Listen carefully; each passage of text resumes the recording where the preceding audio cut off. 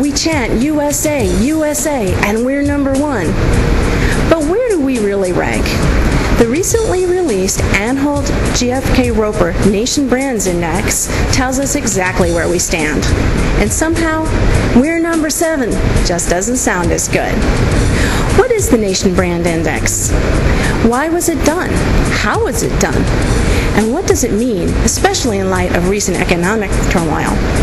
Laura Latshaw, a senior vice president at GfK, gave us some answers.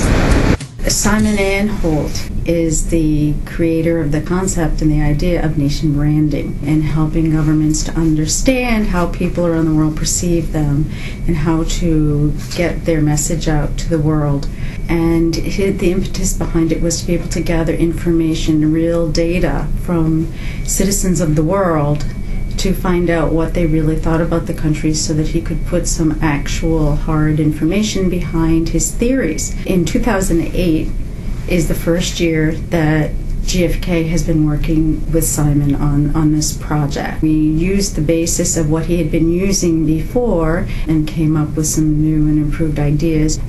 And now we have the Anhold GfK Roper Nations Brand Index, also known as the NBI. We asked Laura how the Nation Brands Index was calculated. We currently interview in 20 different countries throughout the world. The countries were chosen to be able to provide a variety of countries that are considered developed countries. Some are considered emerging countries. They're all from all the different continents of the world. The Nation Brands hexagon has 6 points to it, which include the parts that are considered to be important into what go into a country's image. And they include tourism, exports, government, investment and immigration, culture and heritage, and the people. All of those things combined become the image of the country, and people will make a decision if they're going to come to your country to visit, if they will hire a person from your country, if they would buy your products, and even how much influence your country has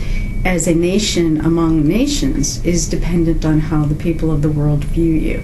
With so much at stake culturally, politically, and economically, we asked Laura about the implications for the countries on the list. If you look at the different ratings on the different things, there are different implications for each piece, and a lot of it really depends on each individual country's needs and what they perceive as to being important to them.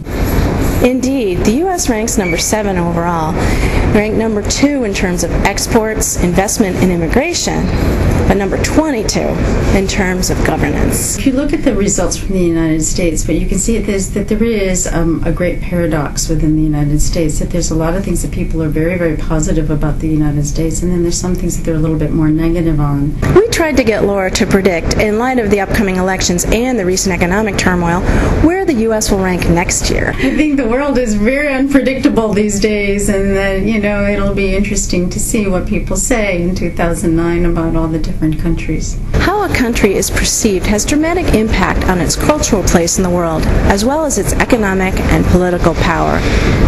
The Nation Brands Index gives leaders a way to track and measure the power of their country's brand image. We'll come back next year and talk with Laura and GfK to see where we all rank in 2009.